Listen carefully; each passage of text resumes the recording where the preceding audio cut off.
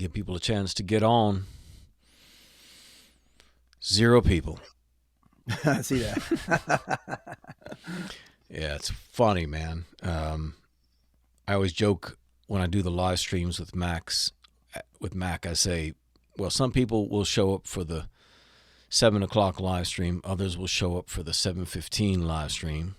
Right. Some are coming for the 7:35 live stream. Yeah. That's the great thing about it is just whenever they're on, Yeah. they can tune in. Yeah, because, they get a notification, Mm-hmm. In fact, let me just go to the Facebook page and make sure we are streaming.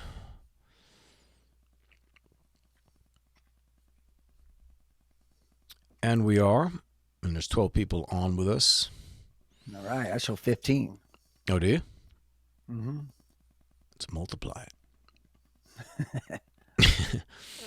Let's see. All right. I'm going to share it in my feed. Say, join us. All right. Well, here we are. Todd Pack, Metal Bros, live stream here on Metal Motivation. 13 years of doing Metal Motivation. There hasn't been any imitators. There was one guy I saw who actually used the descriptive Metal Motivation. And, I mean, I think I remember that. He was, he was working it, and he was a metal guy, wasn't a put on or anything like that. Yeah. But he just kind of disappeared. And my guess is he probably came across this page and realized, well, shoot, that there's no sense in. What was he using Metal Motivation? He was using Metal Motivation, yeah. You think he came across the page? No, I think he stole just it from me and then it didn't work out. I think he just thought it was a great idea, man. Right. Just right. 10 years too late. Right. I've seen people use like sometimes every now and then out of the blue, someone will say metal up on something. Yeah. Like someone that I don't know has any idea about it or not. I'm never sure. Yeah. I remember when we went to NAMM a few years ago, dude. You were going balls out with the Metal Motivation. I really wasn't a part of it anymore. And you were like, I think you probably 7 times. Was it 7 times? Yeah, 7 times. I was shocked. But it was like you're George Lynch walking around there and shit. Yeah, there was people Can I have coming your up. Autograph? We were walking around and people were in line to meet Rob Halford. And they were coming out of the line, a long line to meet him. And they were coming out of the line and saying, hey, can we get a picture? I was shocked because that was January 2012. Yeah. 10 years ago. Yeah. So yeah, that was a weird experience.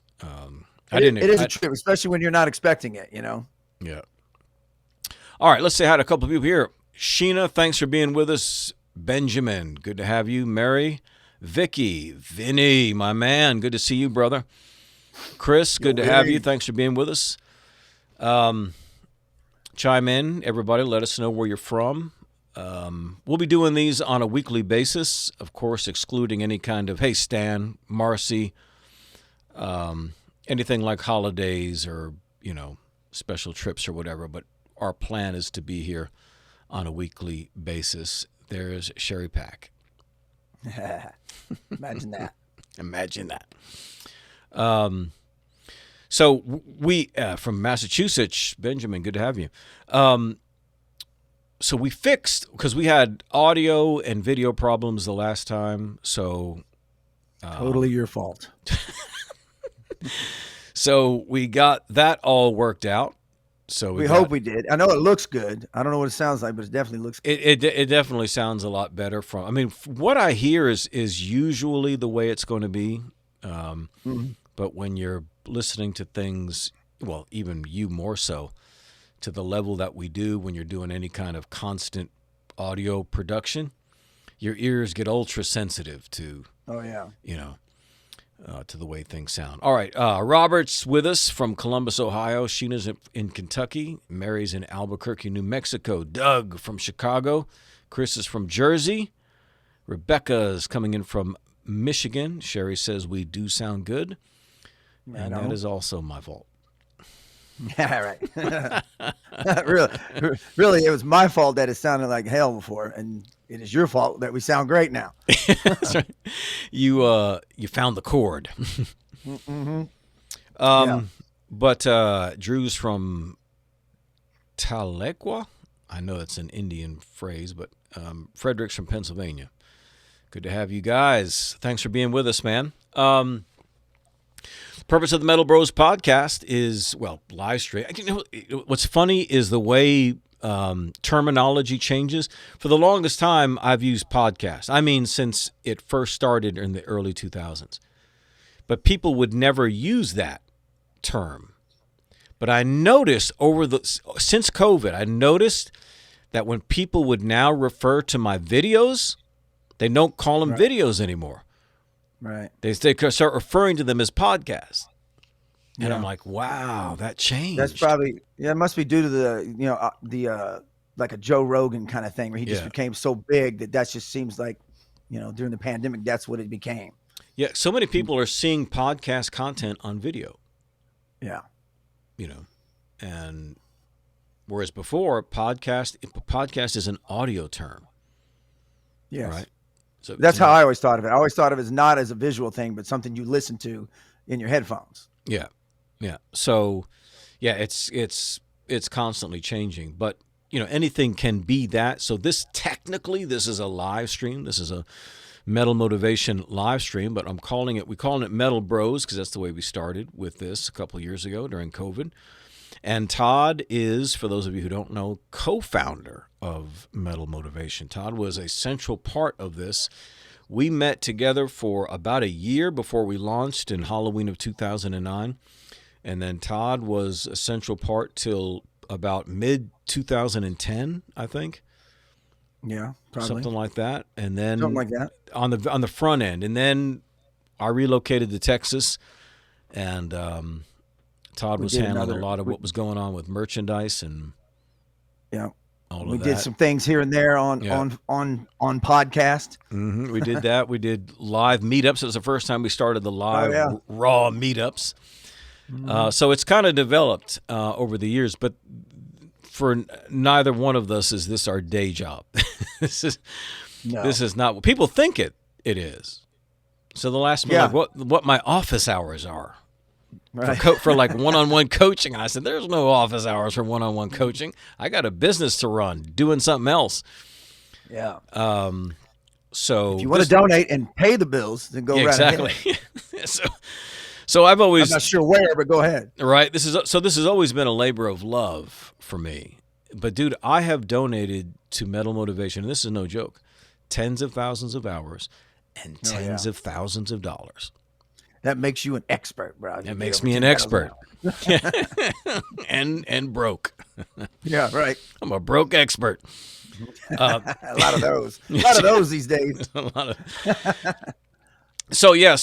But the social media and internet landscape is continually changing. So we want to be, obviously a positive voice and all that good stuff. But this is still Metal Motivation. So for me, I'm really excited to have Todd back in the saddle, so to speak, because we've always had great banter, and Todd's got great stories. And I wanted to get back to talking more about heavy metal itself, the heavy metal culture, heavy metal history, heavy metal lifestyle, heavy metal mentality. Because if you listen to my videos that I post every day and the memes and all this kind of stuff, I mean, it's self-help stuff, Right, and there's nothing I'm doing on my videos that makes me heavy metal.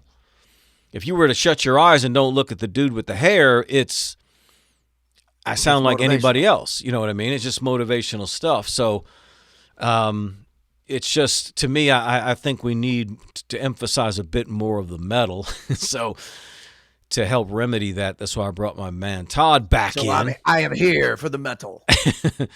But and again, for those of you who don't know, Todd and I go way back to the early 80s. We met, I was just out of high school. He was finishing up high school. We were going to play in a band together. He relocated to L.A. We were friends with the Pantera guys. We were there in the Dallas scene at that time. It was dying. It wasn't.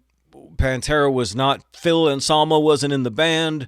So for us, Texas was the no place to be as far as getting signed in metal. So we boogied. We left. Yeah. But Todd, how long were you in L.A.? I was out there 20 years. 20 years he lived basically in Hollywood and then Orange County. I lived in Hollywood, then I lived in the Valley, and then I lived in Orange County. So it's all the same to me. But you left in '86. There's a huge difference between all. I lived in Hollywood almost a blink of an eye compared to how long I lived in the Valley, and then eventually in Orange County. Hollywood is its own little trip, and if you can get over the hill and just come back and forth over the hill, it's much easier. Right. Because it's crazy. Now, would you have to go through that? What's that famous valley or thing called? Mulholland. We'd have to go over Mulholland, the Laurel Canyon. Laurel Canyon. That's what I'm talking. Yeah. Oh yeah, all the time. At one point, I remember me and my buddies went out and we were driving it, and I was laying down in the back. I was tired. I was just laying down in the back seat, and I go, dude, I know I've driven that thing so many times, not just going back and forth to Hollywood, but also for work. Mm-hmm. And I remember telling him, I go, dude, I know exactly where we're at right now. He goes, where? I go, we're at that one spot where it's always wet, where there's always water running across the thing. And I was back there from my eye, and he goes, you're exactly right. I go, dude, I know this road literally like the back of my hand. Mm. And they wind and twist and go up and down, and that's where all the stars live. Right. So the Laurel Canyon, as covered in the documentary, were all the all the folk people. Well, when folk got electric. Right. All those cats were in Laurel Canyon.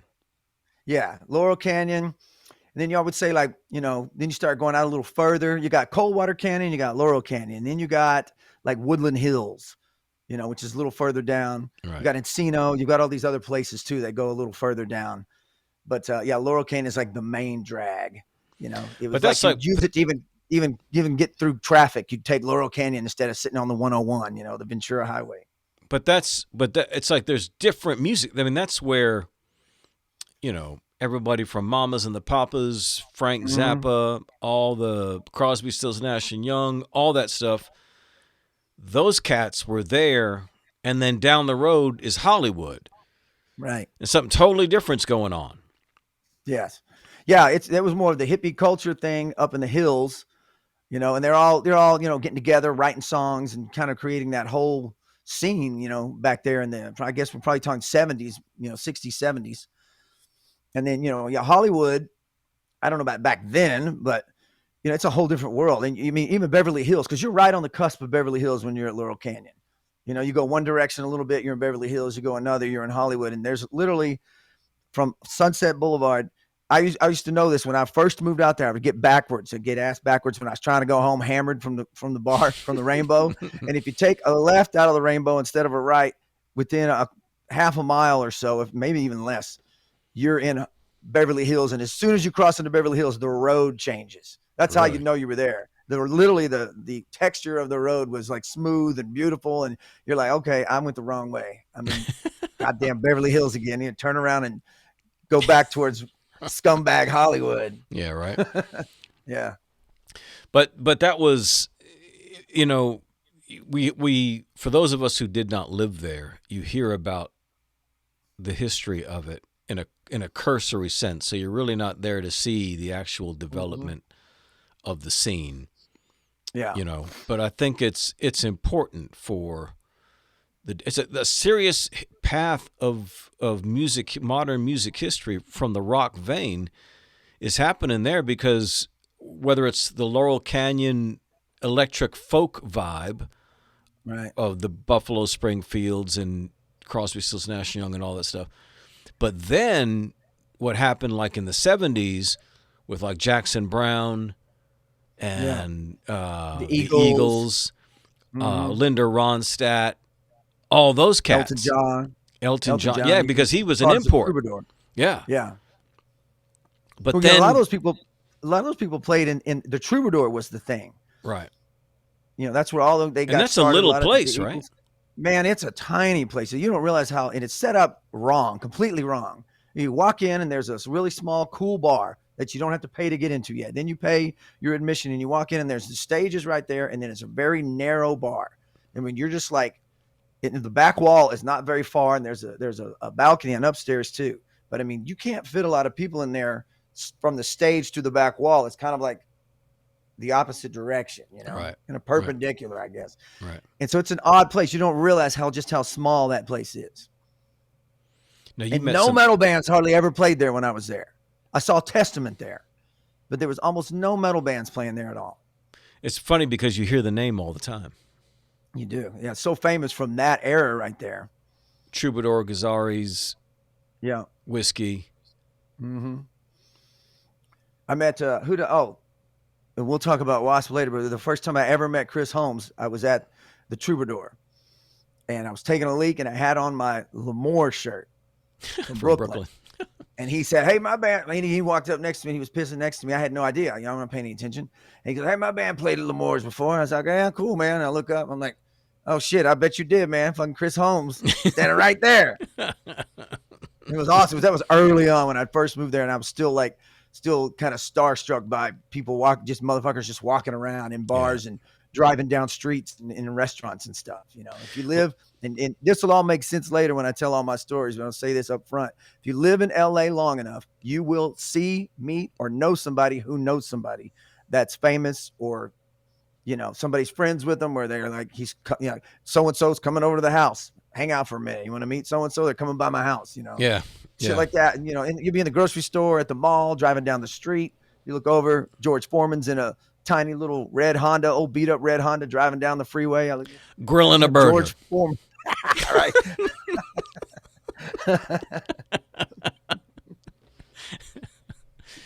So, yeah, a lot of those stories, man. I mean, there aren't many places where I can tell these stories where most people just don't think I'm full of shit. Yeah. But you live out there long enough, it's just inevitable. So these are all true stories. Some of them sound crazy, but I'm not the only person it happened to. I know lots of people who have stories like this. Oh, yeah. You just don't see them around anymore. Well, my buddy down here, Stan, he says, living here, he lives in Brooklyn now. He says he misses L'Amour's.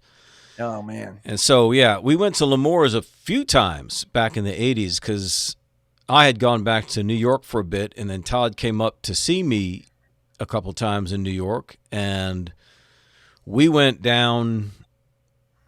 This is like 1985?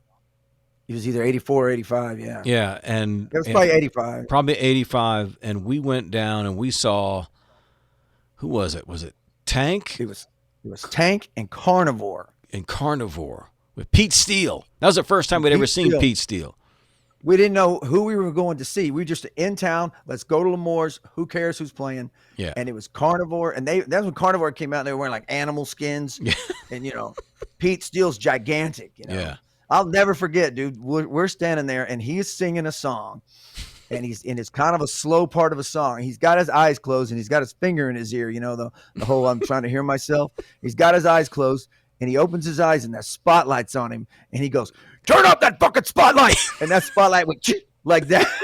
I'll never forgot that. That was the coolest, most metal thing in the world. It was like, it literally just went, spotlight just was right up. He was for a second, you know, a good 10 seconds. He just, he would just, "Turn off that fucking spotlight!" Just mean as hell. And that motherfucking spotlight went off, man. That's awesome. Funny, dude.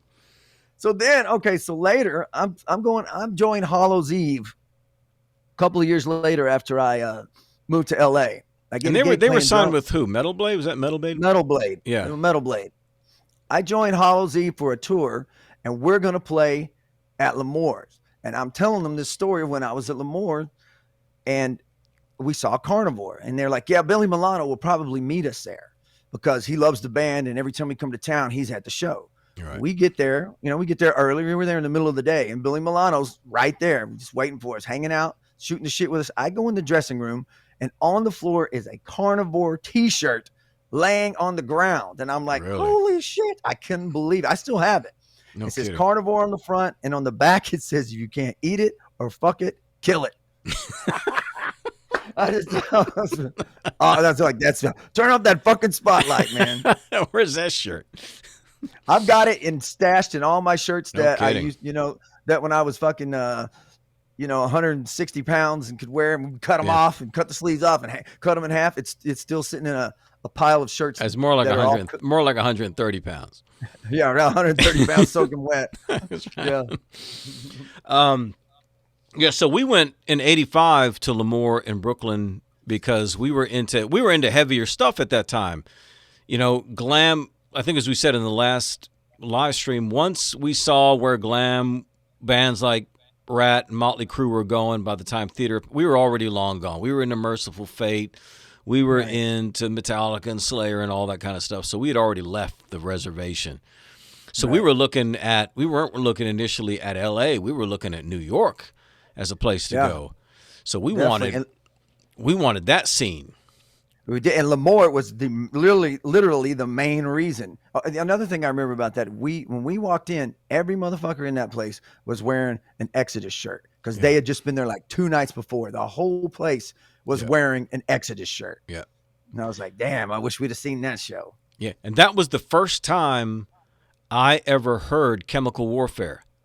Yeah, because Chemical Warfare they were playing all that Slayer. Because Chemical Warfare was not on an album at the time, but Slayer had played it there, and so they were running a video of Slayer through the system, and they're playing Chemical Warfare, and I remember just being locked on that video, going, "What the? I've never heard this song before." Right. I was up at the bar when we got there early, and we got there early. And there was hardly anybody there, just somebody like sweeping the floor. And then these couple of chicks come in, and there's this dude, and it's Vito Bratta from White Lion. Oh, yeah. And then, so I go up to the bar to get a beer, and all of a sudden, this dude comes up and just starts talking to me. He's this tall dude, and hey, bro, where are you from? And I'm just talking about, I'm from, I live up here, but I'm from Texas. And he says, hey, my name's Bobby, man.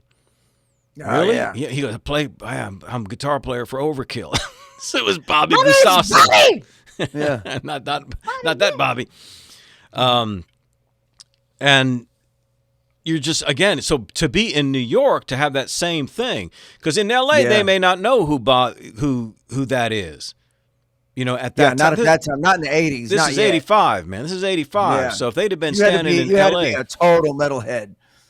Yeah, because the first time I went to Lemoore's, I was still in high school. It was a friend of my dad when I was visiting one summer. He's a guy who worked for my dad in Long Island and in Queens. And he said, hey, because I had the long hair and stuff. So he says, hey, he told my dad, listen, I go to this bar that I think your son would like. So he got me in. And I think I was like 16 or 17 years old. And it was to go to see the band Black Lace.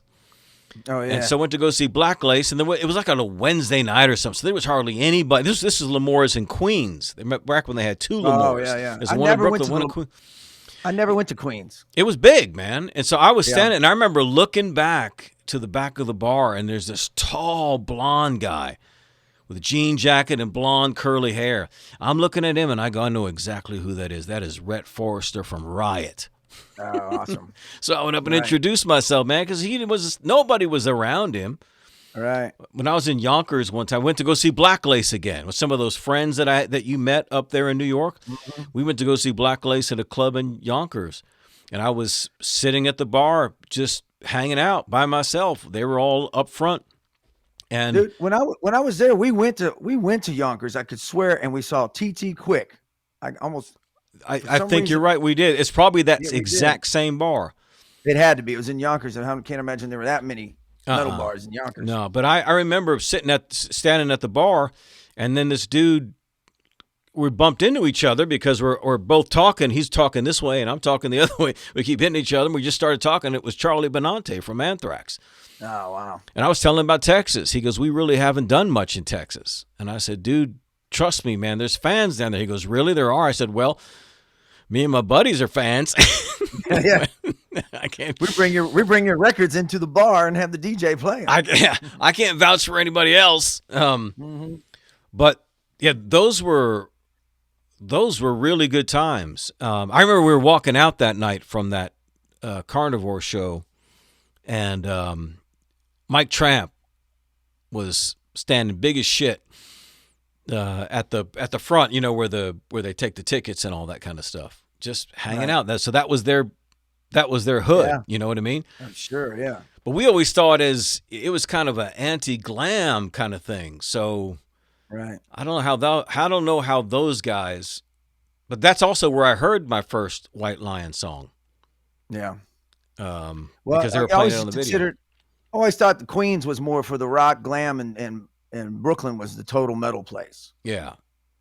I think that's how they laid it out. That's probably why I never ended up going, because I've only been there a handful of times while it was still open. That's why I never ended up in Queens. Yeah. Yeah. So those were good. But anyway, point being is that we lived some small part of metal history. It's kind of a Forrest Gump kind of thing where we just kind of, because it was a combination of two things. It was being gravitated to the right places, LA, New York, and then being in Texas accidentally, just jumping in the sense that that's where we were from. And so Pantera was there, but it was being at that right place at the right time. But also it was determined by the fact that, which is why you and I kind of got attached to each other, is because we both saw this music the same way. And we were willing to do whatever it took and pay any price and do anything to be as close to it as we possibly could. Yeah. Yeah. And me being a musician and knowing exactly what I wanted to do since I was really young, and knowing that's what I was going to do was, pursue music. I had to move to one of the coasts in order to do that, because at the time, Pantera was just a bar band, even though they had 3-4 records out. And we've mentioned this before. They were still playing covers, and maybe throw in one at the end of the night, off of one of their newest record or something, 1-2 songs at the most, maybe at the end of each set, maybe one, 3 or 4 songs off of 3 or 4 records, playing 3 hours a night. I was like, I didn't want to be in a cover band. I wanted to be in an original band. And LA was where I ended up. And then, that was an odd scene because LA was a glam place. But in my mind, you had Megadeth, you had Slayer, you had Metallica, you had some metal bands that were huge metal bands, as big as Anthrax, and then plus you had in northern Texas or Northern California, you had the Bay the whole Area thrash guys, the Death Angel and the Testaments and all that, and Exodus. I mean, I almost ended up there too. At one point, I was like, this might be where I have to go. Yeah, because, bands like Slayer stayed in L.A. Metallica left, right? Yeah. Slayer stayed. They could do that. But obviously the reception was a whole lot better up in San Francisco. Once they got rid of the makeup, they tell stories about going up there with the eyeliner and the makeup and the demon, and they were like, get rid of that shit. You're gonna play in San Francisco of all places? Can't wear makeup in San Francisco. What? Since when? Since when? Benjamin, they totally dissed him for that. Benjamin just brought up Megadeth. That's another one that was Megadeth. Did I not mention Megadeth? I don't think so. Yeah, so you had some heavy hitters. Yeah. You had some serious heavy hitters. Out of the top 4, you got 3 from California, 2 from Southern California, and 1 from New York. It's interesting, just as a side note, the Metallica Megadeth thing, how those 2 streams developed once Dave was out of the band. Yeah. Because it's hard for someone to take credit for something when, Metallica did as well as they did and Megadeth did as well as they did. Now, obviously, Megadeth didn't do to the degree that Metallica did, but musically, Megadeth never stopped being a monster. No. Riff-wise. No, hell no. They are still a heavy riff-oriented band, and they can put out music. But it's amazing to me how out of that clusterfuck of the way they were at that time. You know what I mean? Yeah. They were raising hell. This was back in the day when, you were partying. There was no limits, man. It was complete reckless abandon. And so he definitely was. he wrote so many of those. I mean, so much of that Metallica, that early thrash sound came from him. It came in that weird way he played, that way he saw riffs. He was the one that was riff oriented. So it was like, he's out of the band. Yeah. Right? And a lot of those songs are his from Kill 'Em Even All. on Ride the Lightning, he's getting writing credits. Right. But the thing is, then they come back and they put out Ride the Lightning and Master of Puppets without him. Right. You know what I mean? So it's like that's a unique thing, because that means there was a lot of writing prowess still in Lars and James to be able to do what they did. Yet at the same time, then Dave goes off in his own trajectory and takes it to a whole another level. I remember Scott Ian one time said, he goes, I always kind of looked at Megadeth as like a jazz band. You know? Yeah, right. Because they just kind of just jam. They start out with a lead. You know what I mean? Yeah, endless leads. They have tons endless of leads. Yeah, but it just goes to show you, man, that was a unique moment in time, a true gathering of eagles across the board. Because you had so much of these guys. Like I remember seeing a picture the other day, like Manowar, from like 78 or 79 or something. Dude, they look like a disco band. Right. They're wearing like Freddie Mercury tight white clothing with the tank tops. Right. You know, did not look at all like the Manowar. You look at what guys like what Twisted Sister was doing, and even go back like with the Rods or Dio. Mm-hmm. And you see them in 60s bands, and you see them in Dwarf. I mean, in not Dwarf. Elf. And he always had a thing for elves and rainbows. But just the fact that how quickly all of that changed in the late 70s. Yeah. It changed fast. Shit happened overnight too. And I said this before too, you know, back then people were pumping out records, man. So you could change your look, change it, you know, it wouldn't be 5 years in between records. They were pumping out sometimes 2 records a year. You know, they were under contract, you know, like we were talking about Blackie the other day, talking about, you know, people being developed, and the reason there aren't rock stars and rock bands who are huge because, you know, there's no record label who's taking somebody under their wing and developing them and signing them to a 5-record deal and, you know, knowing they're going to progress and get better and blah, blah, blah. That doesn't exist anymore. But back then, you know, you had a record deal. You had to pump out a certain amount of records within a certain amount of time. And so, you know, bands like Kiss and shit were pumping out 2 records a year and touring.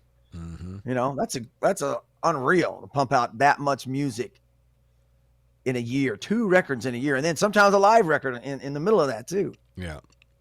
So shit could change quick, you know. Things could change quick because shit was getting pumped out, you know. People are influenced by each other, scenes change, technology changes, you know. Yeah. All while the music itself is changing.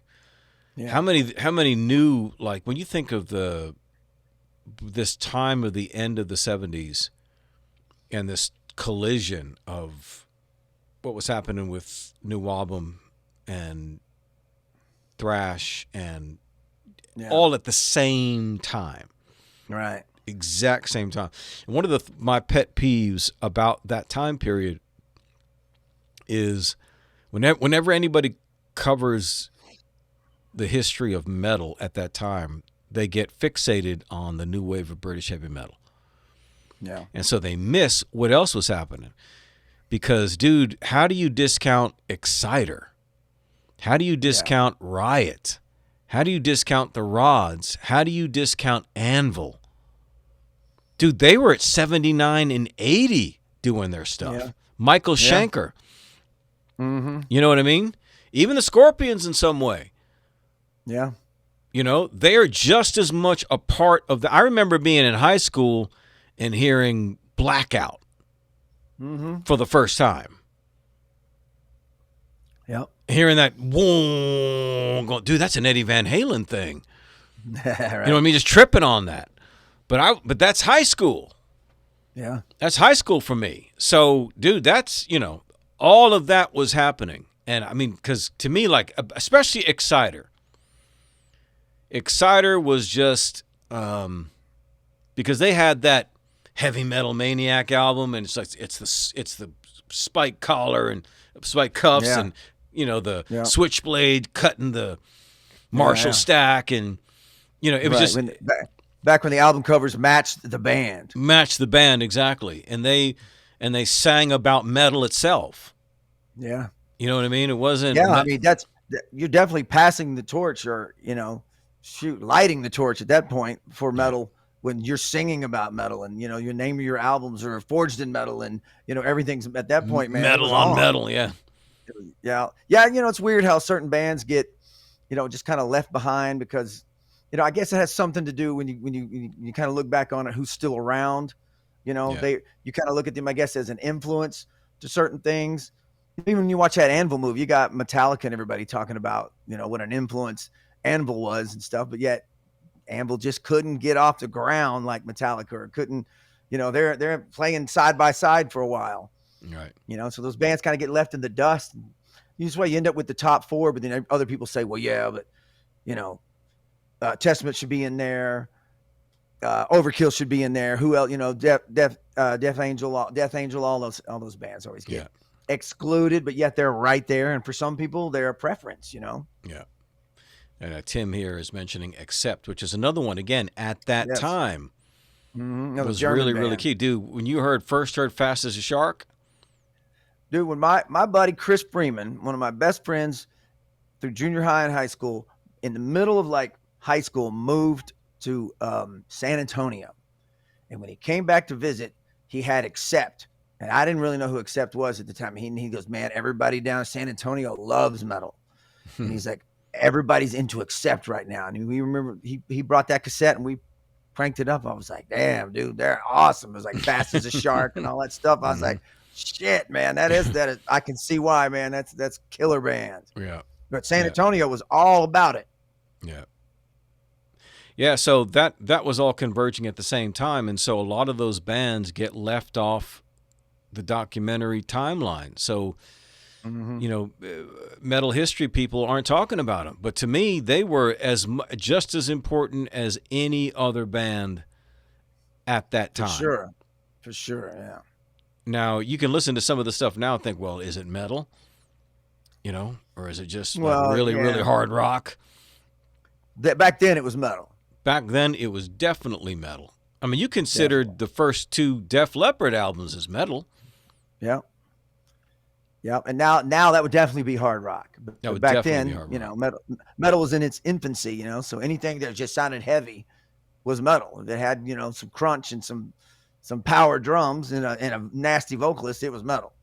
Yeah, because we, at that time we'd heard AC/DC and Kiss and Van Halen and Pat Travers and ZZ Top and Ted Nugent and Styx and Bad Company and Deep Purple and all that stuff.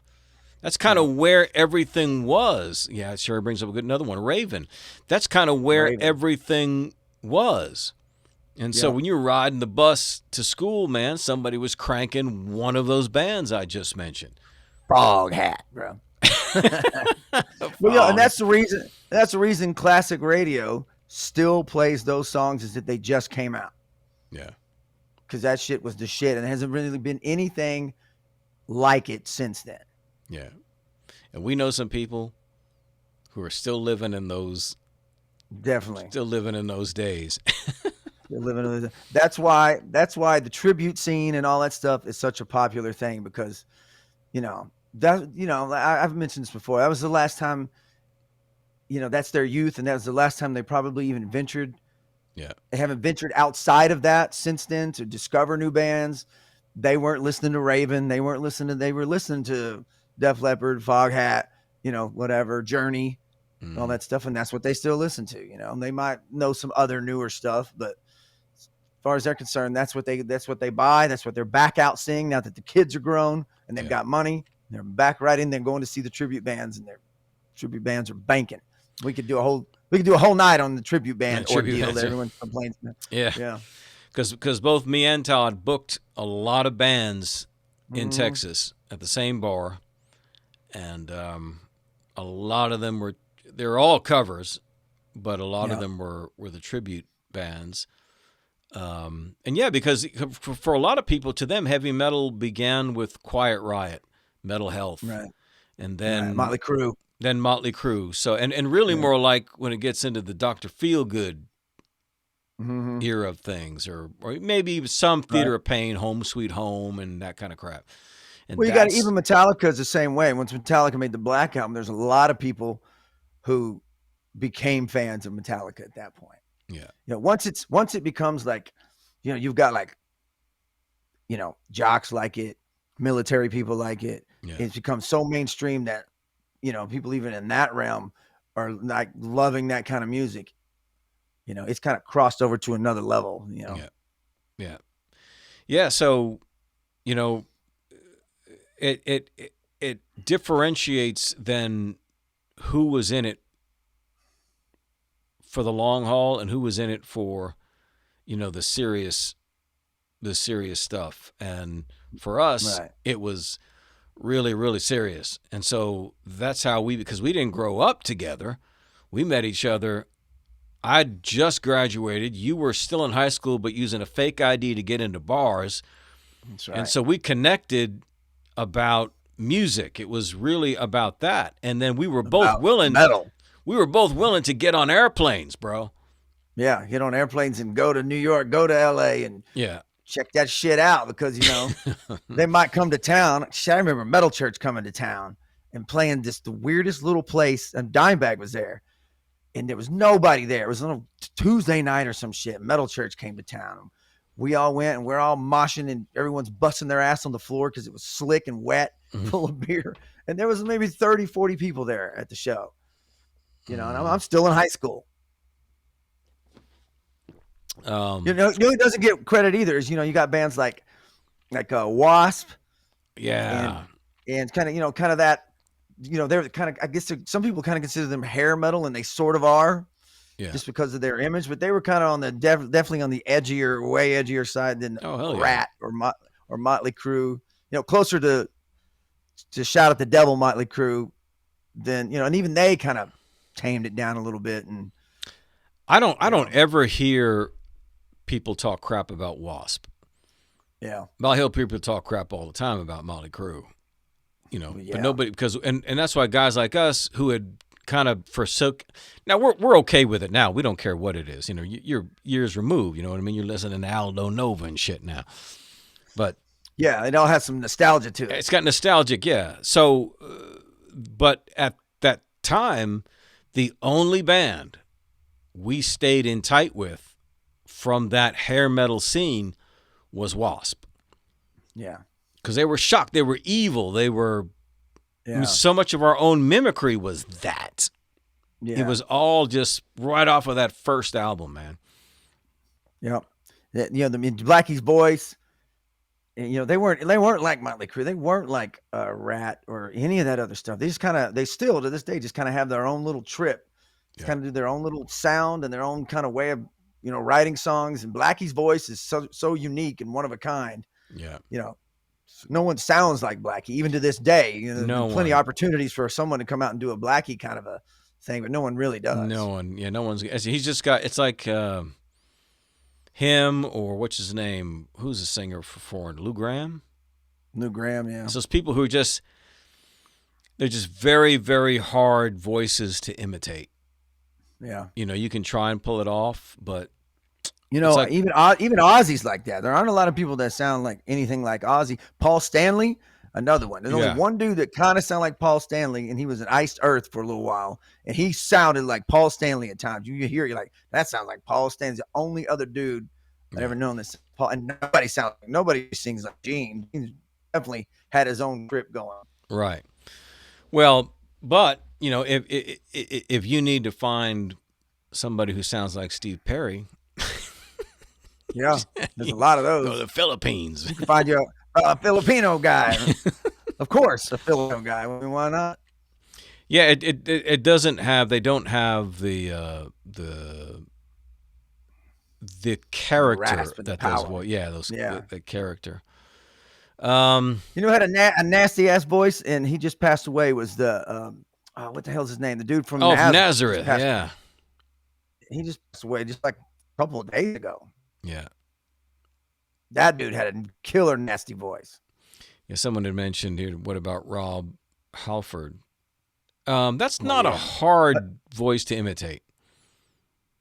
I've heard people do that, but it's you know what it is. You know what it is. Yeah, a lot of people have done. There are a lot of Priest tribute bands out there, but you know what it was always was with him. You know, obviously the high notes, but the thing that and people maybe forget because he's been doing it for so long is his ability to adapt the character to each song. You know, at this point, he's done it so many times.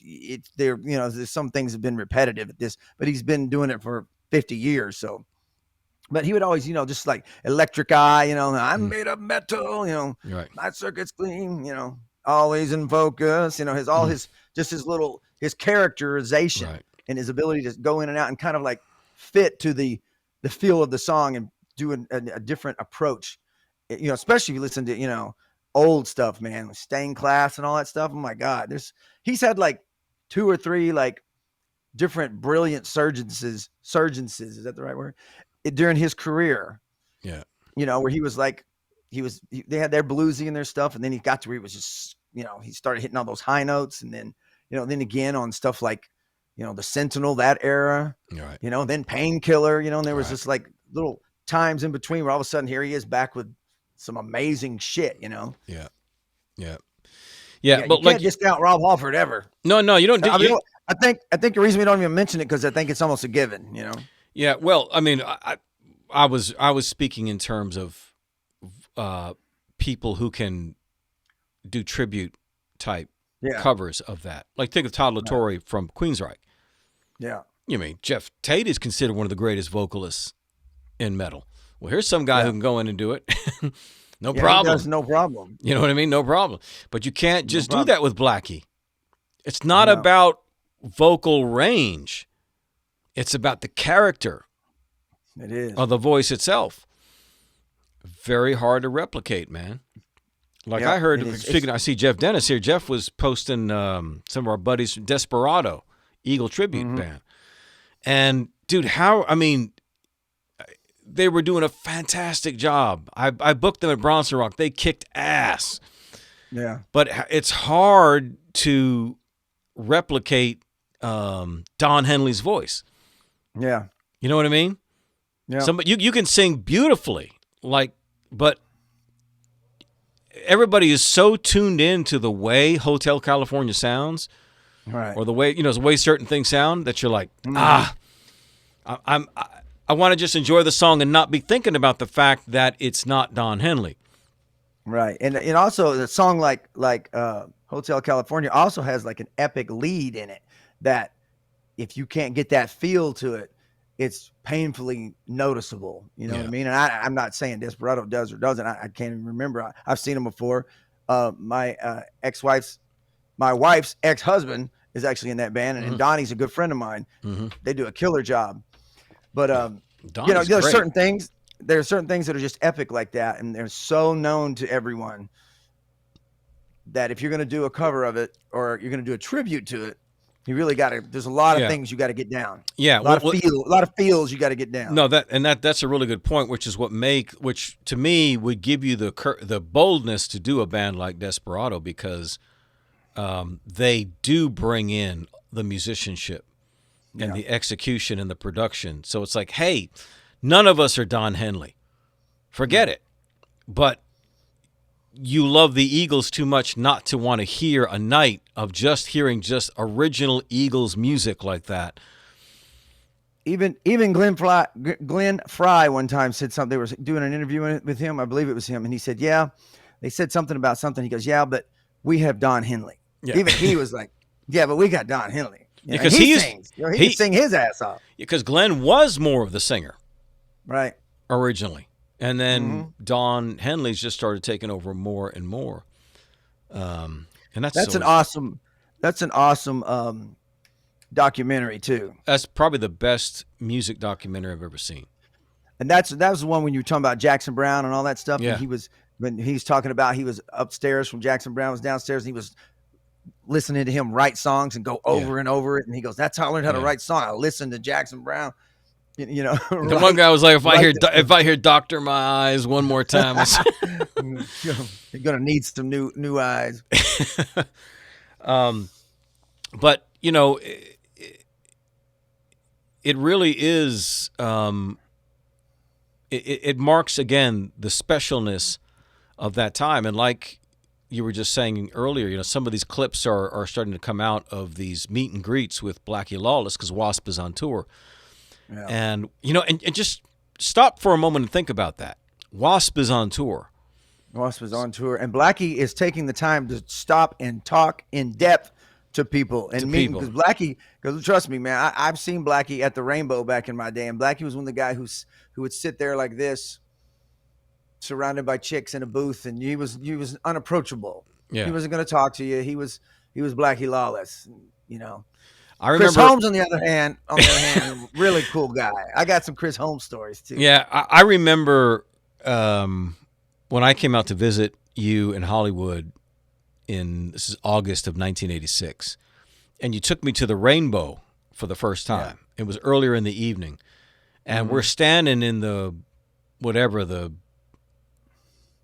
entryway there. The entryway, waiting to be seated.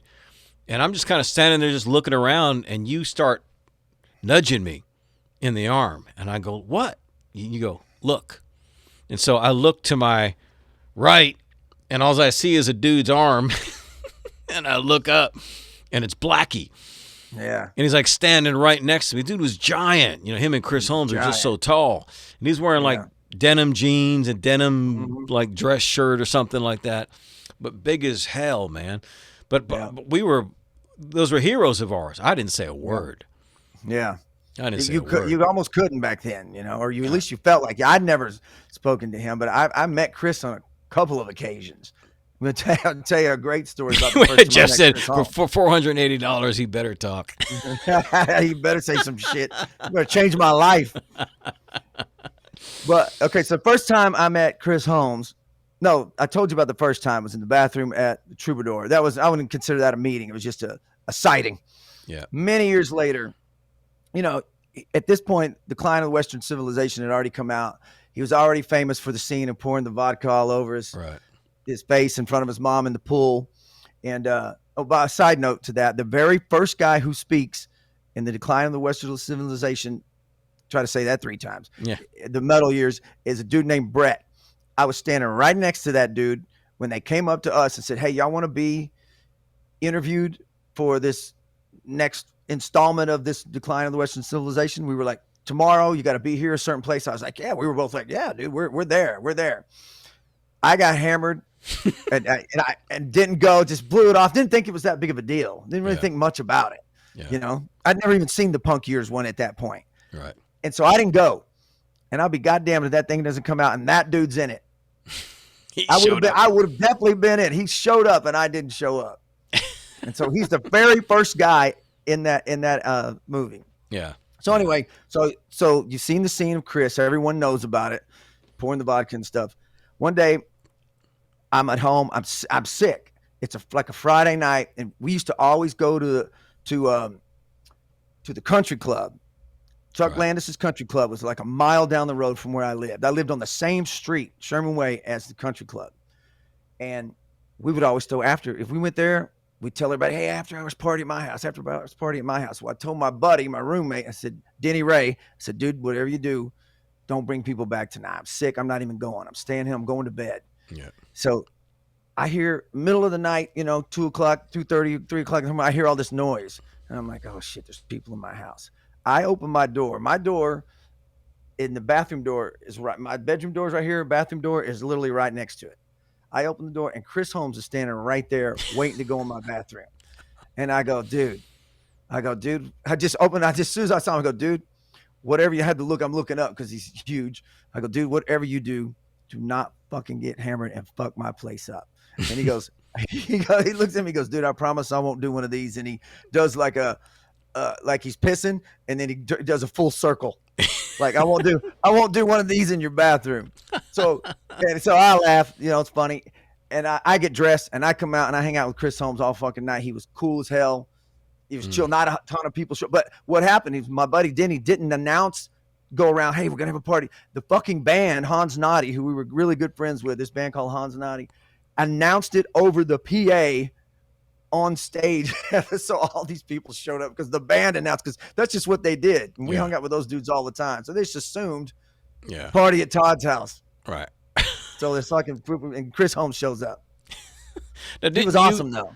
Didn't you and Chris one time take his Corvette, for a beer run or something?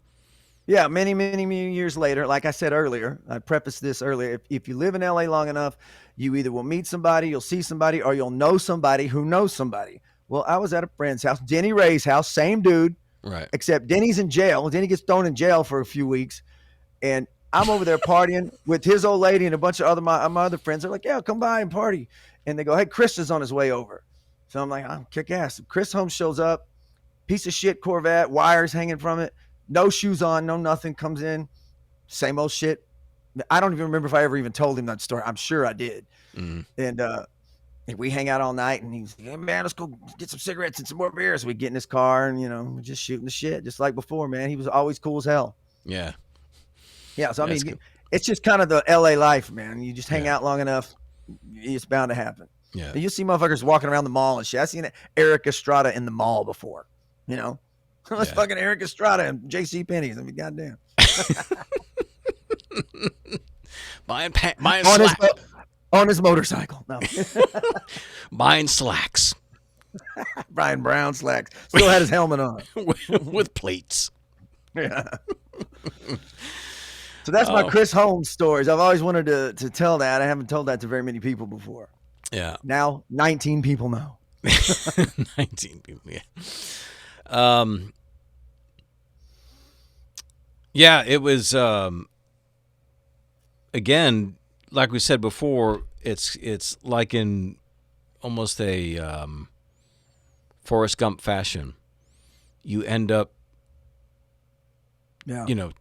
touching these people who did what they did, like what during that same visit when I went out to see you in August of '86, one late night. Where was the Denny's that everybody goes to? So on Rock Sunset? and Roll Denny's on Sunset, yeah. Sunset. Rock and Roll. So we go to Rock and Roll. It was like, what, 1 or 2 in the morning? Oh, it was probably 2 or 3, yeah. Something like that. So we're walking in. It was where everybody went as soon as the bar closed. Everybody went to Denny's. So we go there. It was you, me, and a couple of whatever I forget what the girls' names were. They were friends of yours. Anyway, no, but we're walking in, and there's that little vestibule area. Yeah. Before you go into the main restaurant. Right. And so we're coming in on one side of the vestibule, and there's other people coming in on the other side. And it's a little entourage of people, and I go to reach for the door at the same time. Like, I'm kind of hurrying to get to the door first because I got to be first. Right. And this other dude goes up at the same time. And he's like as white as a sheet, but he doesn't have a shirt on, but he's just like white, pale white, and he's real scrawny, and he's got a black leather like biker vest on, but again no shirt, black leather pants, and like a one of those Village People looking Rob Halford hats, right. And so he's grabbing the door at the same time that I am. And, I'm always full of piss and vinegar. So I know I said something. I know he didn't say anything. I know I said something. But it was just a little kind of push and shove kind of thing. And you were just like, dude, come on, bro, get out, So you just kind of pulled me away from that, and we went and go sit at the table. And so they sat across the restaurant, but in plain view, I could see the whole table. And he's sitting there, just kind of like leaned over, not really saying anything, just looking down at the table, like real weird. So it just made me despise him even more, Right. And so I remember going, dude, what the fuck is with these people, man? And you said, and you go, oh, bro, that dude's name is Axl. He's in a garage band called Guns N' Roses. Don't worry about them. Yeah. I always thought everybody sucked. I remember speaking of the country club, I lived, down the street, so I was there constantly. Instead of I wasn't going to Hollywood or doing whatever, we would go to the country club. Yeah. And Warrant, everyone at this point had already been kind of signed. they kind of have raped LA of all the glam bands, and you're like, okay, I think they're done. That's, there's no more bands going to really, go much further than After Poison and LA Guns and Guns N' Right. Roses and all that. But Warrant was still around playing the bar scene, and they would play the country club all the time. And I would always go. We were down the street, and I could get in for free because I knew the girl who booked the place. So I was there for everybody. And Warrant would always play there. I remember saying, man, these guys are just never going to make it, man. They're just going to be stuck in this little scene and just kind of fade away. They've already kind of taken all the bands they're going to take, and these guys just don't have what it takes. Right. So I was just under that same impression with them. And, of course, they eventually took off too, obviously. But yeah, and you knew that. What the hell did I know? What's his name? What's the singer of Warrant's name? Oh, Janie Lane. I've met him. I'd met him before. Actually, the girl I was dating at the time went to high school with their bass player. I think his name's Jerry something. And a dude who eventually ended up in their band used to hang out at my house all the time because he used to play in a band with a friend of mine. Then this guy used to live with Faster Pussycat dudes. He used to live with a singer from Faster Pussycat, and he used to go, dude, that dude would write these stupid lyrics on the fucking, like, up on the wall and shit. He goes, he got that one song about ride your number on the bathroom. He goes, I would read this shit and think, what a bunch of crap. And then, of course, what the fuck did he know either? All those songs took off for those guys as well. Yeah, just for a couple of years, though. Yeah, you never know. Yeah. No, it was great to have seen, that history. But we were still into heavier music. It was tough. It was tough to want to play really heavy shit. It was tough to even get people, I thought LA would be kind of like any other place. You've got your Sunset Strip, but you are going to have places outside of there that are going to be metal places. That's where the glam bands go. Then, there's going to be metal bars and other stuff like it. There really was not a lot of metal bars. There were a lot of dudes, especially in LA. That's one of the reasons I got the hell out of Hollywood immediately, because I knew everyone there was going, yeah, I want to play like Bon Jovi, Rat. And I'm like, those bands that just got signed. What do you mean you want to play like that?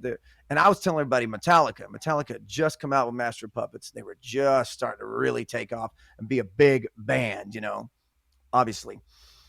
And I was like, that's the kind of shit. Everyone thought that was just like death metal to them or something, So it was hard, but I finally found some musicians and stuff. I mean, I had to import some from Texas, like my buddy Rodney, but I found some metalheads, and we played some shows, and we did some stuff, and I ended up in Hallows Eve for a little while, just for a tour. But hell, I had to go to Georgia to do that. Yeah. I mean, it's so all-consuming. It's funny to be saying that about music. Yeah. It's such it doesn't cure cancer. It doesn't. It's something you listen to. Songs are a few minutes long. But yet your whole life can be oriented around that music. And then it goes to shape, it shapes your attitude. It shapes the way you look at things. And one of the funniest questions I've gotten over the years by people outside of the metal community, when I tell them about metal motivation, I can't say how many times I've heard this question: is metal motivating? Yeah. And I'm like, what the hell are you talking about? It motivated me. It motivated me to move to California. Yeah. To pursue it. And I would have gone to New York. It motivated me to go, and then it motivated me to move back to Texas, because the metal scene had kind of, Pantera kind of shifted things a little bit, and you didn't need to be in LA anymore, because they didn't give a damn about LA anymore. Yeah. Yeah. But this can become, it's very much a lifestyle. It's very much a culture now. And, it's weird in this time period when you're reconnecting with so many people from the past. Yeah. And to see people who are still, like we've had Jeff Dennis here with us, following on this feed tonight. And, Jeff's, that's the Godfather, so, he was doing this before we were doing this. So, he knows this, and he's lived this, and he's owned the record stores, and his son plays, and he's at every show, and he does his own show, Godfather TV, talking about this stuff. There are people who are lifetime with Hell yeah. this. You know what I mean? And it does. It's which is why to me it was such a natural thing to start something like Metal Motivation, because, you know, like I always said, I'm just, what metal did for me is what I'm doing for other people. That's it. So if metal was not a destructive force in my life, if metal was a destructive force in my life, I wouldn't be listening to it. So what do you mean is metal motivating? Of course it's motivating. And then the bands themselves. I can't tell you how many bands I get hit up by, dude, all over the world. There's one band I'm really interested in called Garage Days. I think they're from Germany. But they're just like a rock metal kind of mix, but they're badass, man. And all their songs are motivating as hell. And I'll hear from them, because what you realize is, for anybody to do anything great, whether you're an actor or an athlete or playing in a metal band, you've got to climb such a steep, muddy mountain to get there. You know what I mean? You got to go through rejection. Yeah. You got to go through,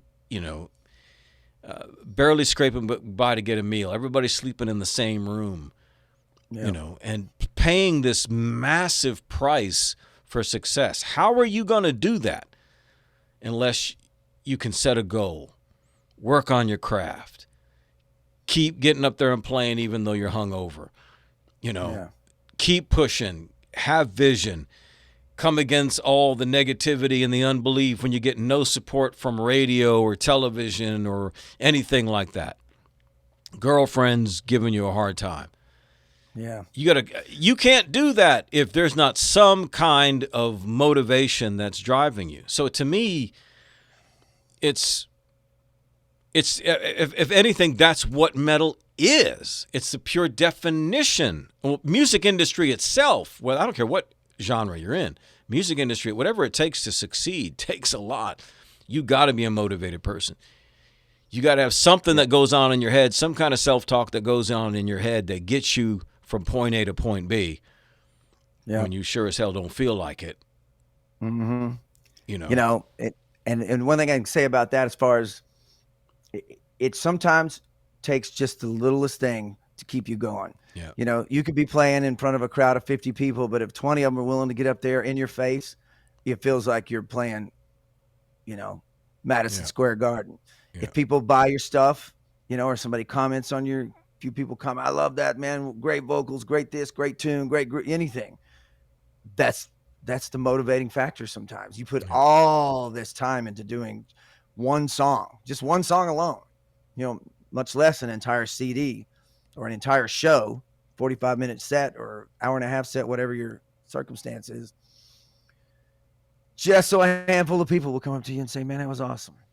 Yeah, I mean, I once heard Gene Simmons say that, the reason he put the bass guitar around his neck and played music was for the girls. And he said, if anybody tells you otherwise, they're lying. That ain't true. It ain't true. You can't. That's a Gene Simmons answer. 100%. That's a Gene Simmons answer, exactly. Because if you look at the metal bands that are playing now, I mean, like was Bobby Blitz once said, what has 2,000 legs and 2 breasts? He said, an overkill show. Right. Right. So you're not doing it for the chicks. Yeah. So especially with metal, because it's a lot more complex, it's a lot more aggressive, and you're not gonna, you're just not. Yeah. Now back in the day, when we would go to metal bars, and Jeff remembers this, we go to bars like Matley's, and we've said this before, and Glenn Purcell, Dr. Rock, was DJing, and we would come in with. I remember we came in with Exodus, Bonded by Blood. We came in with Ride the Lightning, Kill 'Em All, SOD, Queensryche, and saying, dude, play these records for us, play these songs. And he kept telling us, I can't. I wish I could, man. He said, but I can't because they can't dance to it. They can't dance to them. That's the reason I moved to LA. Yeah. Yeah. Because I didn't dance. Who gives a shit about dancing? This is a rock bar. Why are you worried about dancing? Well, 'cause moshing makes you thirsty too, you know. yeah, because what they do is they'd play like "Rock You Like a Hurricane" and Yeah. you know, Radio hits. "Looks That Kill" and all that kind of stuff. And then chicks would get out there and dance. Yeah. You know, they'd be all dressed up in that 80s metal look, but they were out there dancing. So for guys like us, you know, I was like, because every time I was out at because Matley's was on my side of town. You had to drive across the world to get to Matley's from Fort Worth. But Yeah. Matley's was on my side of town. And I remember being there one night because it was always glam city there. Mm-hmm.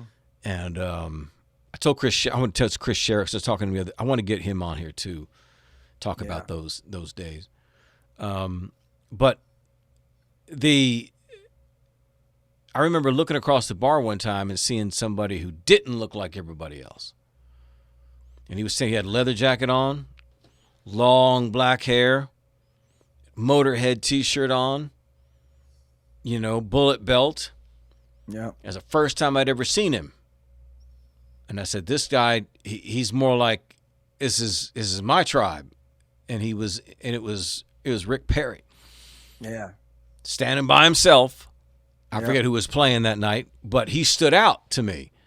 Mm-hmm. Because everybody else was, you know, some of those guys were just kind of that, they almost looked kind of punk. It was just a spiky top hair and then like down to here in a leopard shirt and bandanas around the wrist. You know what I mean? That's how you always knew who was serious and who wasn't. How long their hair, because if their hair was really long, they've been into this for a while. Yeah. If it was just getting to like this level, they were kind of new at it, probably hadn't been playing guitar that long. I was like, the dude with the long hair, he's been playing guitar or bass or doing whatever he's been doing for 2 or 3 years longer than that motherfucker right there with the spiky Rod Stewart bullshit. Exactly. They all look like kind of Rod Stewart. Mm-hmm. Yeah. So that's kind of the way Matley's was. Oh, by the way, I should mention that dude you're talking about, Rick Perry, he and I are in Iron Jaw together that's right. as we speak. It only took me 30, 40 years to finally get in a band with the dude. Yeah. Yeah. So the guy I was just describing, seeing in a bar in like 1985 in Dallas, who was more serious metalhead in this Dallas bar, is the same guy that Todd is in a band with right now. And that was important back then because there were very few people, you know, and when you did see the other person, you went up and talked to him, you found out what the deal was, and you found out could we jam together or not. Right. I auditioned for his band. He was in Warlock at the time. And I auditioned for that band when I was in high school. And that was when you and I were starting to try to write some music and do some things. And I would go on auditions to try and steal other dudes. Like, we need a bass player. I'm going to go audition for this and see what's up with this band. And we need a bass player. And there was no taking their bass player. Yeah. Those dudes were nuts, man. Those dudes, I remember jamming with them and then going. And we went to like the Kazoo World thing that they would have, you know. I think it was that same night, or it was either that or the next night. But it was that weekend that I auditioned. Went and raised hell with those dudes at that place, man. They were a blast. Speaking of KZW, the guy who runs that page follows Metal Motivation. He hit me up the other day. We were talking about Facebook advertising. Oh, yeah? But have you ever seen Jerry at all? Jerry Warden? Yeah. Well, he was booking bands for a while. He booked Creeper quite a few times at Diamond Gyms. Anytime we played at Diamond Gyms, that was through Jerry. Okay. And he seems to bounce around from different stuff. He got in a lot of trouble. He's kind of got, you know, he's got a love-hate relationship with quite a few people around here, which he kind of always has. Warlock got together and kind of reunited for a show or two at one point. And Rick actually called me and asked me if I wanted to do that on the drums. Oh, no kidding. You know, play some metal. And at the time I was playing In Creeper and Horror Cult. And I was like, dude, I can't take on another band playing drums. Right. You know, so that never happened. And so what he ended up, the guy who played drums for him is the last drummer we just had. Oh, okay. Randy. That was the same dude. As a matter of fact, they went straight from that band straight into Iron Jaw. Same bass player, Clay, with Randy, and then they added Jeff and myself. And what happens when this old guard dies off or retires? Man, that's a good question. And then you got to think to yourself, you know, all the guys in my band are in their 50s. Yeah. you know, from like early 50s to mid 50s to late 50s. And how much longer is everyone willing to do it? You know, when do you, when is, when do you, when does somebody have to tell you, I guess? Does somebody have to tell you it's time to quit, bro? I guess when you can't do it anymore. But, you know, you got Motley Crue. I mean, that's a different story, obviously. Vince Neil can't sing anymore. He's no fucking business being out there. Mm-mm. You know, see, I remember this is what's crazy. I remember going to see Motley Crue at the Bronco Bowl. And when he sang Shout at the Devil, he didn't really sing it that much differently than he does now. He skipped words. I even remember being live, listening to him going, he's not singing all the words. Mm-mm. He has never, from as long as I can remember it, from the 80s, come out and sang Shout at the Devil and sang every word to that song. And now David Lee Roth never did. Yeah, David Lee Roth was not a great live singer, just a great performer. Yeah, I mean, you can go watch clips from the US Festival, and you can see both Motley Crue, both Vince Neil and David Lee Roth not singing the lyrics. Yeah. But yeah, I mean, there. I mean, think of when we were young, you thought of somebody in your 50s. I mean, I remember being at parties, like after the club or something, and we're hanging around with a bunch of, because the drinking age was still 18 at the time, with like 19 and 20-year-olds. And I remember there was one dude who was at the apartment with us, and everybody was going, that guy's 30. Right. Everybody was whispering he was 30 years old. We were like, why is he here? What a pervert. You know, seriously, 30 years old, dude. 30 years old. I have two kids that are older than 30. Yeah. And he was considered he was considered creeping at that time. Yeah. So how old was somebody in their mid-50s? Right. And so you're in a metal band? When I show up at these high school parties, it's very awkward. So, you're in a metal band in your 50s? Yeah. You're supposed to be playing bridge, dude. With Blanche and Ed. Right. Right. With the Golden Girls. You're not supposed to be playing in a metal band. Yeah. I mean, you think it's a young man's game, but I mean, you know, you still got everybody touring in their 60s, close to 70. I mean, they're out there with Parkinson's still playing, and, you know, so metal just won't die. Well, not yet. It's like Facebook, you know. Everybody they try to piss on like a Gen Z or millennial generation about social media and stuff. Dude, my generation is way more on Facebook than my kids are. Yeah. They're rarely. Yeah. It's not like they're on Snapchat or something. Dude, they're not on TikTok. They're not on any of it. It's our Generation X insecure, nostalgic asses that are on. And we're the ones who gave birth to millennials and Gen Z. So, you know, the buck stops with us. But just like with Facebook, is you talk to, you know, a young person, and Facebook is for old people. Yeah. That's for old people, man. Yeah. And, you know, so there is a place for it, but sometimes when I see, because we got a lot of photographers in town, so they'll take pictures at Lava Cantina and, you know, all these different bars and whatnot, and I'll see the pictures, and I'm like, only so long this is going to go on. Yeah. There's only so long this tribute thing can last, and, you know, I suppose guys like me who are still playing original metal, which, you know, that's dwindling down, fewer and fewer and fewer. Yeah. Yeah. So it's, you know, you can see the age. So I'm just wondering what younger people who look at all these photos, they're not going to go to these shows. They're not going to go. No. Because it looks like a lot of us, I mean, when we were running stuff at Bronson Rock in Texas, this bar in Texas, I'm interacting with bartenders and servers every day, right? We were booking entertainment, running the marketing, and we're talking to these kids. And sometimes, I mean, because I don't necessarily look my age, you know, so some of these kids, you could just tell they're just kind of think, okay, I know he's older than me. And so, but they'd want to know how old I was because they couldn't quite figure it out. Right. You know, And then for so many of them, I would tell them, I said, I'll bet you anything I'm older than your parents. And they would be like, there's no way in hell you are older than my parents. No way in hell. Dude, like 1 out of every 3 times I was older than their parents. Yeah. Yeah. Yeah. Because they're 21. Yeah. So it's like, it's that age is going to show at some point. And there's only so much makeup and leopard skin shirts we can put on to fake this.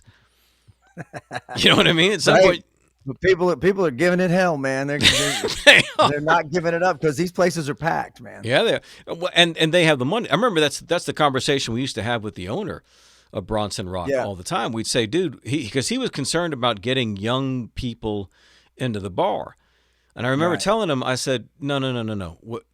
Remember us telling him what we did when we were young. Yeah, exactly. We took a case of cheap beer in the parking lot, and we slammed as many beers as we could before we went into the bar.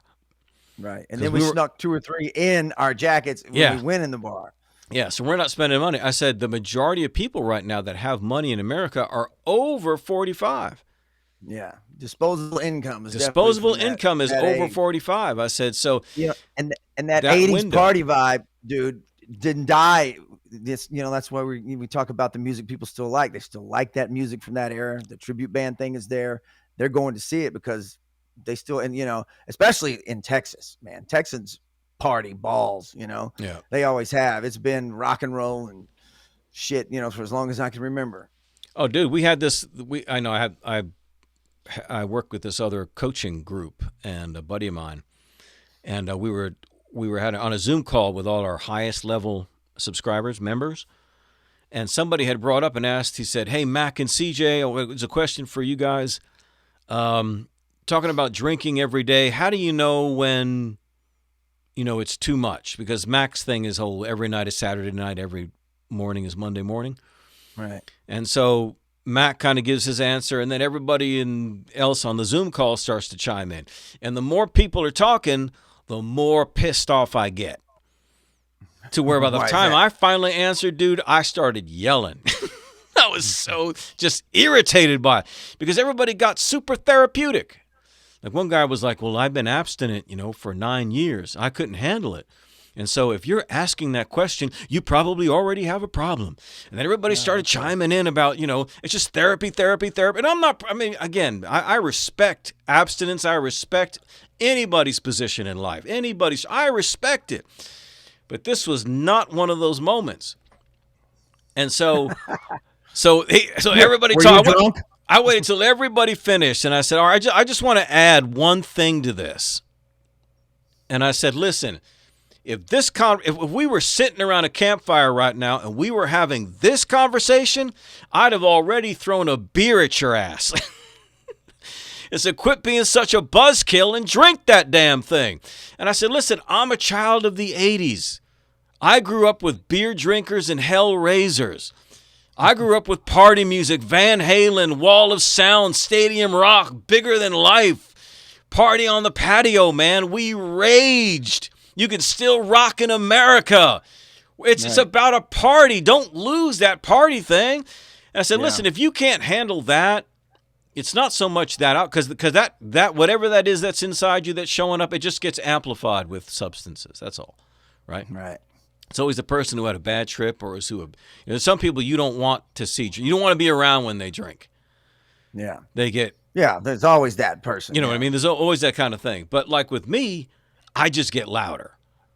Yeah. That's all. But I'm still going to be happy. I just get nonstop jokes. Nonstop. I'm always looking for the punchline. And when I'm a happy drunk, actually. Yeah. So yeah. It works out great for me. Yeah, me too. But to me, it's always been about a party.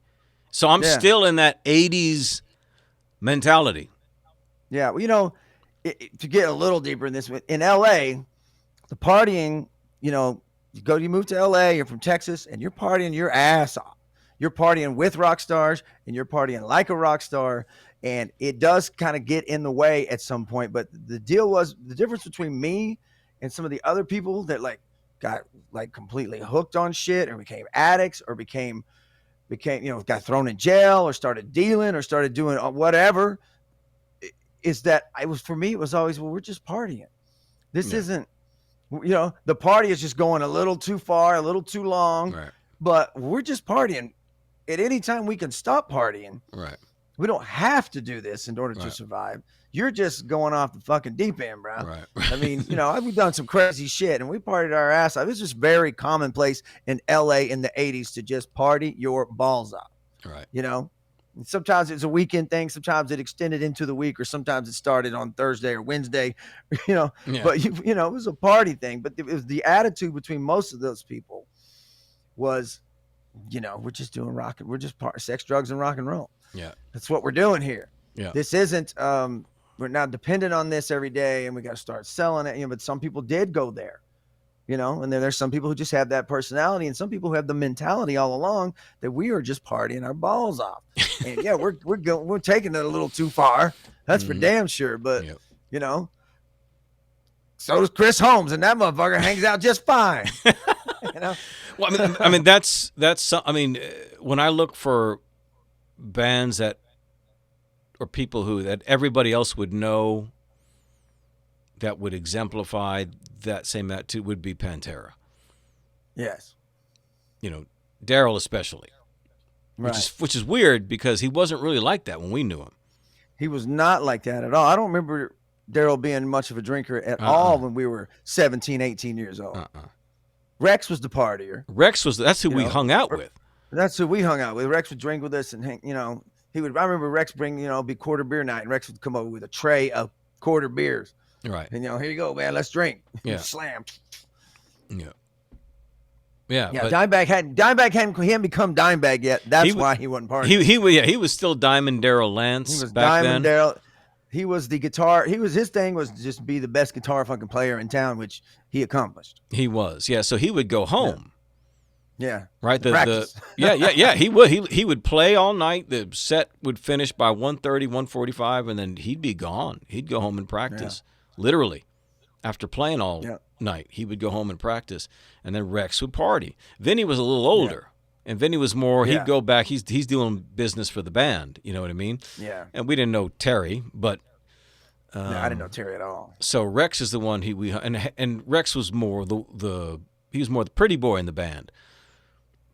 You know what I mean? So and we were all that way. So I mean, the one thing we did share with the glam guys is that we were still getting chicks at that time. Yeah. You know what I mean? We had good hair, bro. We had good hair. Yeah. So we were able to kind of dabble in, all of the different waters. But you could do that in Texas because Texas was not so defined as Brooklyn or San Francisco was. Yeah. Yeah, Texas, we were always kind of in the middle of the country before the information highway was available to everyone. So you just kind of assumed what your behavior should be. Plus, we're from the South. So you just assumed that these motherfuckers party, balls out, nonstop. Everything is raise hell. Yeah. David Lee Roth in an interview, drunk, saying the craziest shit in the world. People pouring beer on each other, grabbing each other by the hair like wasps and posing. And, you just assumed everything was like that. And I did learn when I moved to LA that, to go out with the big ass hair and the fucking eyeliner and all the dress to the nines on a Wednesday was not necessary. Blackie wasn't doing it. It was like a little overkill. And then none of those dudes ever went out. The professional guys, Motley Crue, none of those guys went out balls to the wall like that. Mm-mm. They were always toned it down, all that kind of shit. So you're like, okay, it ain't cool to go balls out. That's not how they live. But in Texas, you had no idea. You just assume every day was fucking put on your leather, put on your spikes, and go to fucking 7-Eleven, get a pack of cigarettes, and come home. Because you ain't going out the door without that shit on. Right. You had to let everybody know. Yeah. Back then, man. Plus, in here, it was so shocking to everybody to walk down the mall or go to the grocery store, even drive down the fucking street. People would see you and be like, "Oh, what the fuck?" Yeah. Yeah. Chicks either wanted to meet you or some dude wanted to beat your ass. Yeah. It was strange that that the attraction that it had, both good And well, you can understand the bad attraction, people wanting to beat the hell, especially in Texas because there's so many rednecks. Yeah. But the bad boy image would draw in that kind of more mainstream, and even the dudes, not in any sexual way, but they were just like, you were cool because you were like a living representation of this new form of music they were hearing on the radio, like Quiet Riot and Motley Crue and Rat and all that kind of stuff. So you were like one of those people walking around the mall, walking in a restaurant or whatever. And so they were like, wow. I mean, how many times did I remember being with guys and we go into like a McDonald's and tell them we were a band on tour? Yeah. Just because we look like that and get free burgers or something. I had a jacket, and I think you painted it. It said Wasp on the back of it. People thought I was in Wasp, Because they didn't know really who Wasp was. They kind of heard of them, but you just look like a long-haired dude, look like one of the dudes from Wasp. You from Wasp? I'd sign autographs. Yeah. Todd Pack from Wasp. They had no fucking idea. I did that twice in the mall before. I was like, yeah, I'm from Wasp. Mm-hmm. Yeah, I mean, back then you had to pay a price, man. You had to pay a price to be in this life.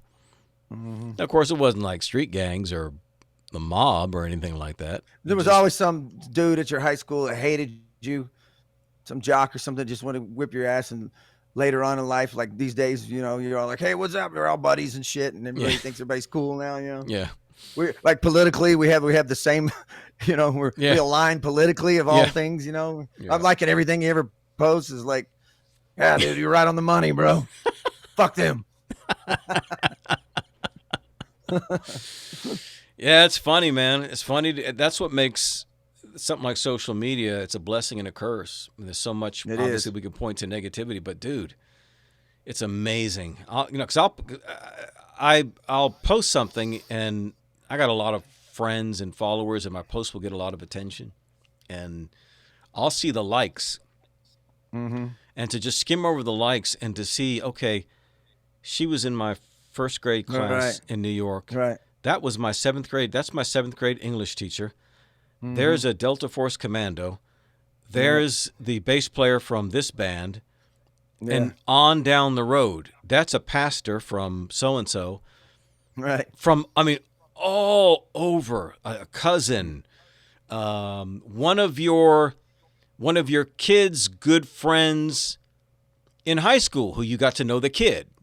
But they're now 35, 36 or whatever. And they're, and just this wide range of people. Yeah, I wish my dad's best friend happy birthday today. My dad's best friend when I was a child, when I was just first born.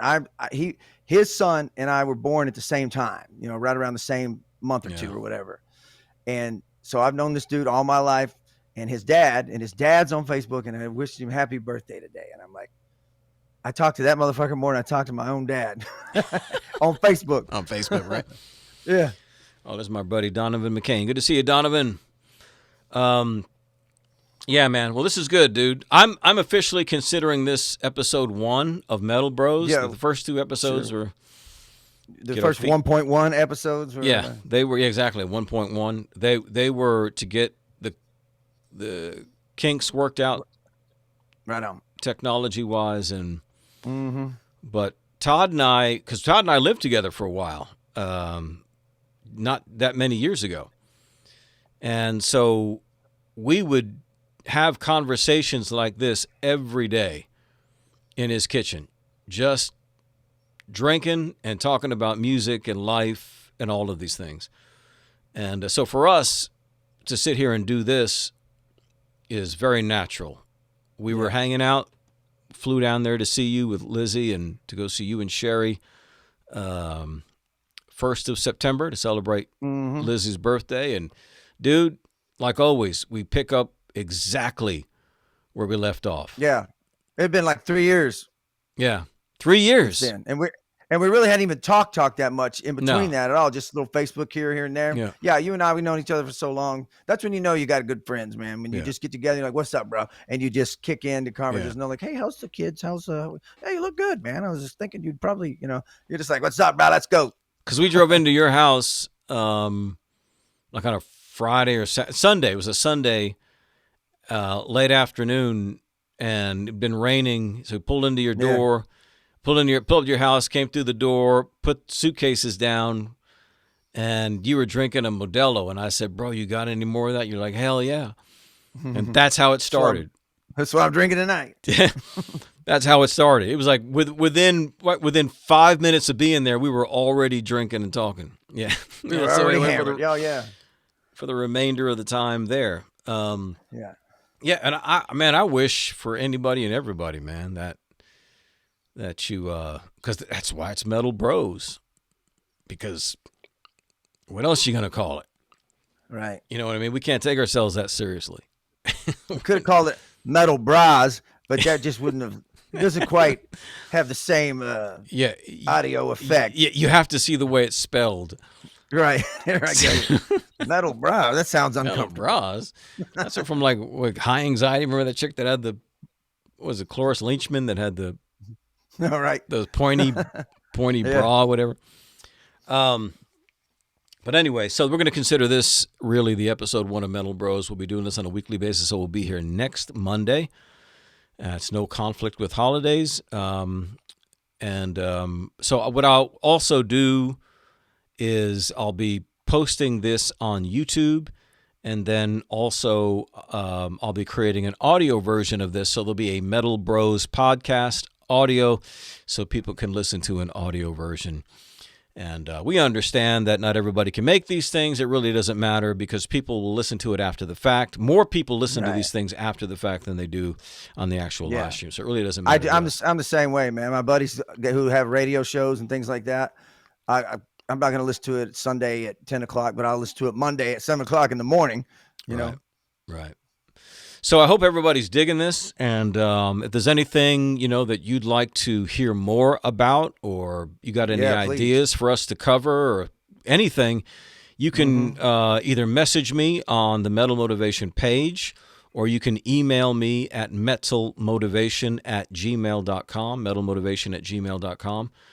And remember that if you'd like to give back to Metal Motivation, then the best way to do that, the best way to support this is not just share what's being posted, but also get some Metal Motivation merch.